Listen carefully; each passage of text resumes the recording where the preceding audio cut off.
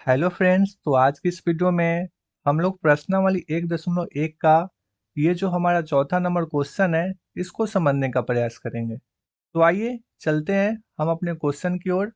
हमारा जो क्वेश्चन है वो कह रहा है कि यूक्लिड विभाजन प्रमेयिका का प्रयोग करके दर्शाइए कि किसी धनात्मक पूर्णांक का वर्ग किसी पूर्णांक m के लिए 3m या 3m+1 के रूप का होता है।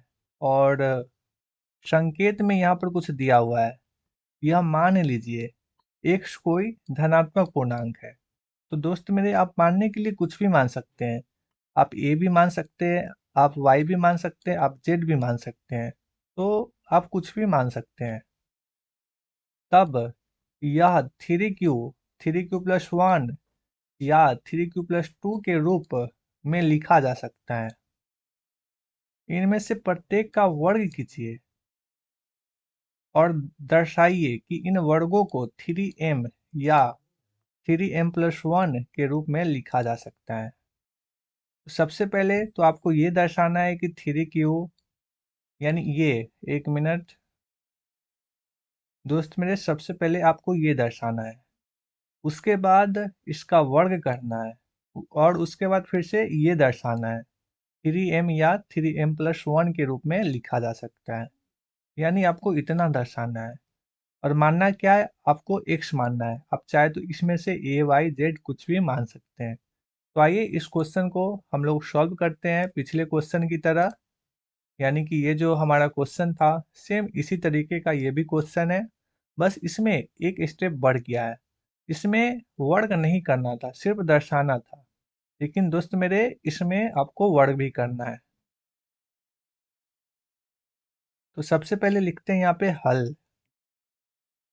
और माना कि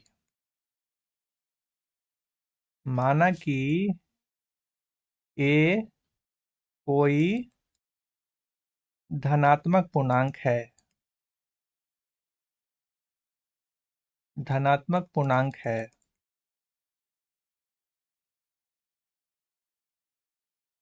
उसके बाद यहाँ पे लिखेंगे प्रश्न से।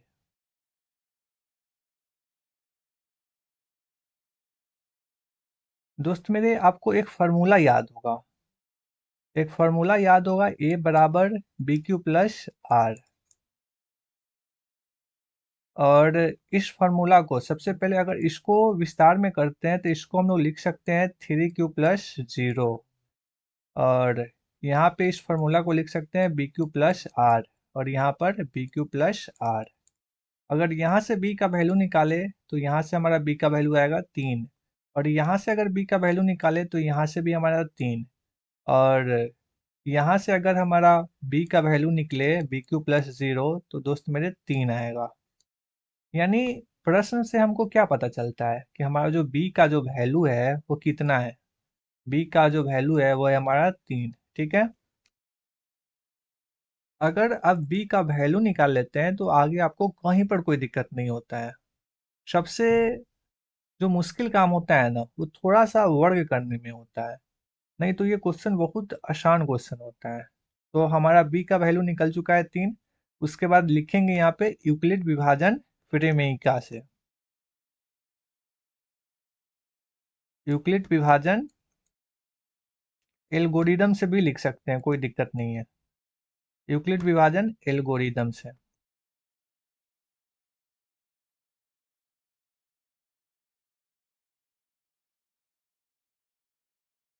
दोस्त मेरे, इससे हम लोग जानते हैं a बराबर bq+r। और हमारा जो r का जो वैल्यू होता है वो होता है b से छोटा और 0 से बड़ा और बराबर। ये होता है हमारा r का वैल्यू। अगर इसके जगह पे b के जगह पे, ये जो हमारा b है इसके जगह पे अगर हम b का वैल्यू रख देते हैं यानी 3, तो हमारा r का वैल्यू क्या आ सकता है।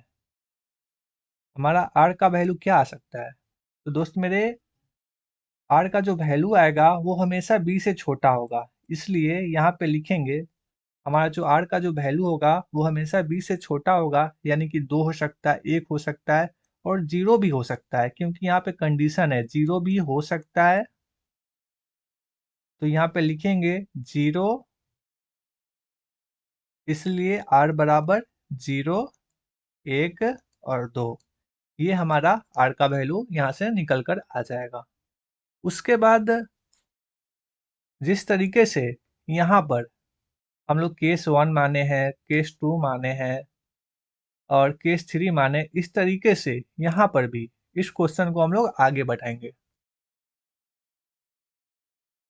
सबसे पहले लिखेंगे केस 1,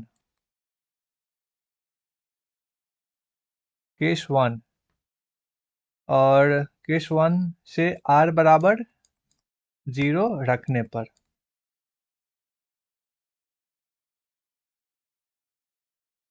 दोस्त मेरे, अगर हम यहाँ पे r का वैल्यू 0 रखते हैं और b का वैल्यू हमारा कितना है, b का वैल्यू है हमारा 3, तो हमारा कुछ इस तरीके से यहाँ पे आ जाएगा a बराबर 3 और q और प्लस का 0। ठीक है, और इसको हम चाहे तो लिख सकते हैं 3q। ठीक है, उसके बाद केस 2 r बराबर 1 रखने पर,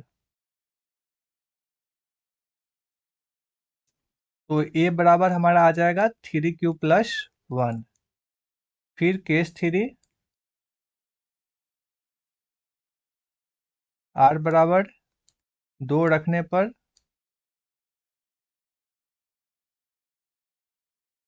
a बराबर 3q प्लस 2, यानी इतना हमारा निकल करके आ जाएगा। उसके बाद दोस्त मेरे, ये जो जितना केस, यानी ये हमारा केस 1 है, ये हमारा केस 2 है और ये हमारा केस 3 है। ठीक है, यानी हमारा जितना केस आया है वो सब का वर्ग करेंगे, क्योंकि हमारा जो क्वेश्चन है वो यहाँ पे क्या कह रहा है, वो हमारा कह रहा है कि वर्ग कीजिए। सबसे पहले इतना दर्शाना था, अगर आपको याद हो दोस्त मेरे, सबसे पहले आपको इतना दर्शाना था जो कि आप दर्शा चुके हैं। 3q और 3q प्लस 1 और 3q प्लस 2 आप इतना दर्शा चुके हैं। उसके बाद दोस्त मेरे, आपको वर्ग करना है और फिर से आपको 3m या 3m+1 के रूप का आपको दर्शाना है। ठीक है, तो सबसे पहले लिखते हैं यहाँ पर केस 1 का वर्ग करने पर। अब केस 1 का वर्ग करने पर, वर्ग करने पर दोस्त मेरे a का स्क्वायर हो जाएगा और इधर हमारा 3q का होल स्क्वायर हो जाएगा। और a का स्क्वायर करेंगे तो a का स्क्वायर, और इधर दोस्त मेरे जब इसका स्क्वायर करेंगे तो 3 का स्क्वायर 9 और q का स्क्वायर हमारा q स्क्वायर। ठीक है, और दोस्त मेरे इसमें से ऐसा कॉमन निकालने का हम लोग प्रयास करेंगे जिस रूप में हम हमको लाना होगा। जैसे में हमको लाना है 3m, दोस्त मेरे आप यहाँ पर नोटिस कीजिए, हमको लाना किस रूप का है, 3m के रूप का लाना है। तो हम यहाँ पर 3 कॉमन निकालने का प्रयास करेंगे। इसमें से 3 कॉमन निकालने का प्रयास करेंगे। उसके बाद हमारा बच जाएगा 3 और क्यू स्क्वायर। ठीक है, यानी a स्क्वायर बराबर 3 × 3q का स्क्वायर। ठीक है, उसके बाद दोस्त मेरे इसको हम लोग लिख सकते हैं a स्क्वायर बराबर 3m। लिख सकते हैं, क्यों लिख सकते हैं, क्योंकि इसको हम लोग m मान लेंगे। जहाँ पे लिखेंगे बस यहाँ पर एक लाइन ऐड कर देंगे, जहाँ जहाँ m बराबर धनात्मक पूर्णांक, धनात्मक पूर्णांक, यानी ये जो हमारा जो पार्ट है, एक मिनट, ये जो दोस्त मेरे हमारा पार्ट है वो कहीं ना कहीं धनात्मक पूर्णांक है। इसलिए यहाँ पे हम लोग लिख देंगे जहाँ m बराबर धनात्मक पूर्णांक, और एक चीज हमारा प्रूफ हो चुका है।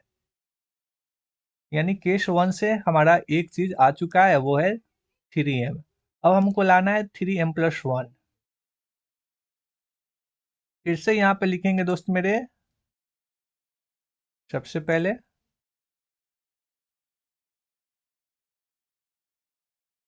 यहाँ पे लिखेंगे पुनः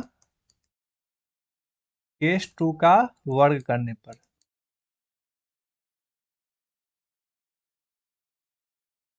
वर्ग करने पर जब दोस्त मेरे इसका वर्ग करेंगे, ये रहा हमारा केस 2। जब इसका वर्ग करेंगे तो a² और बराबर का 3q+1 का होल स्क्वायर। और आपको एक फार्मूला पता होना चाहिए, a+b का होल स्क्वायर का फार्मूला। दोस्त मेरे इसका फार्मूला होता है a² + b² + 2ab। ठीक है, इस फार्मूला को आपको याद रखना है, यानी ये जो हमारा फार्मूला है। उसके बाद इसको a² और इसको a²। सबसे पहले a² यानी 3q का स्क्वायर, सबसे पहले इसको इजिली लिख देते हैं 3q का स्क्वायर। और b² यानी कि 1 का स्क्वायर। ठीक है, इसको दोस्त मेरे यहाँ से हटा देते हैं। a² और हमारा b² हो चुका है, और प्लस में 2ab। 2 और ab यानी 3q और b यानी कि 1। ठीक है, उसके बाद इसको लिख सकते हैं 3 का स्क्वायर यानी 9, और q का स्क्वायर q² प्लस 1 का स्क्वायर 1, और प्लस 2 तिया 6, यानी इधर आ जाएगा हमारा 6q। ठीक है, इसके बाद हमारा जो क्वेश्चन है, ये कह रहा था, क्या कह रहा था, 3m+1 के रूप का लाना है। 3m+1 के रूप का लाना है। तो इसको लाने के लिए दोस्त मेरे हम क्या कर सकते हैं, कुछ इस तरीके से कॉमन लेने का प्रयास करेंगे यहाँ से कि जैसे में हमको 3 लाना है। ठीक है, तो हम लोग सबसे पहले बाहर लिखेंगे 3, उसके बाद अंदर बच जाएगा हमारा 3q²। और ये जो हमारा +6q लिख देंगे, और ये जो हमारा +1 है, इसको ब्रैकेट से बाहर कर देंगे, यानी +1। और ये दोस्त मेरे जब 3 बाहर निकल चुका है, तो ये हमारा बचेगा, सिर्फ 2q बचेगा। और जब गुना करेंगे तो ये वापस से हमारा 6q आ जाएगा। ठीक है, और ये जो हम इस तरीके से लिखे हैं, इसको हम लिख सकते हैं a² बराबर 3m+1। ये हम किस तरीके से लिख दिए, ये जो दोस्त मेरे हमारा 3q² + 2q है, इसको हम लोग m मान लेंगे, क्योंकि जबरदस्ती हमको प्रूफ करना है, इसलिए हम इसको m मान लेंगे। और यहाँ पे लिख देंगे, जहां जहां m बराबर धनात्मक पूर्णांक। धनात्मक पूर्णांक बस हो चुका है। और दोस्त मेरे जो प्रूफ करना था, वो हम प्रूफ कर चुके हैं, इसलिए अंत में एक लाइन लिख देंगे, अतः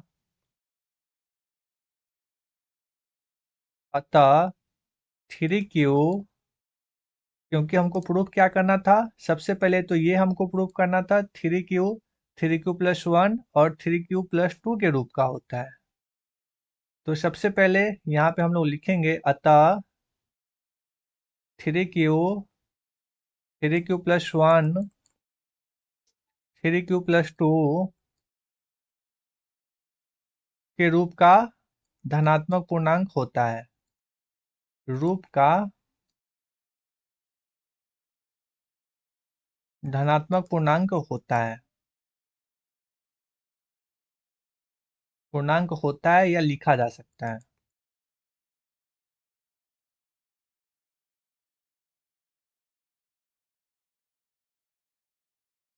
उसके बाद और लिख सकते हैं हम लोग, और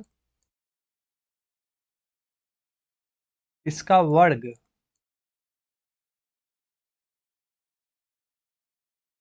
वर्ग भी 3m या 3m+1 के रूप का होता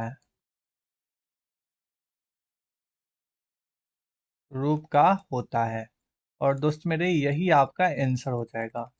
यहाँ पर दोस्त मेरे कॉमा देने से अच्छा या ऐड कर सकते हैं। अतः 3q+1 या 3q+2 के रूप का धनात्मक पूर्णांक लिखा जा सकता है, और इसका वर्ग भी 3m या 3m+1 के रूप का होता है। यानी जो हमारा क्वेश्चन बोल रहा था उसी लाइन को हम लोग छाप देंगे। यहाँ से लिखेंगे दोस्त मेरे, यहाँ से हम लोग लिखेंगे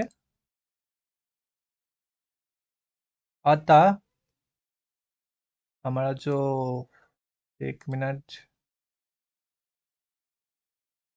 यहाँ से कहाँ गया, यहाँ से ये जो अतः लिखेंगे, और ये जो यहाँ से लाइन है 3q+1 या 3q+2 के रूप का होता है, और इसका वर्ग करने पर 3m या 3m+1 के रूप में लिखा जा सकता है। इसी लाइन को हम लोग छाप देंगे और यही हमारा आंसर हो जाएगा। ठीक है, तो मिलते हैं हम लोग एक और नई वीडियो के साथ नई वीडियो में।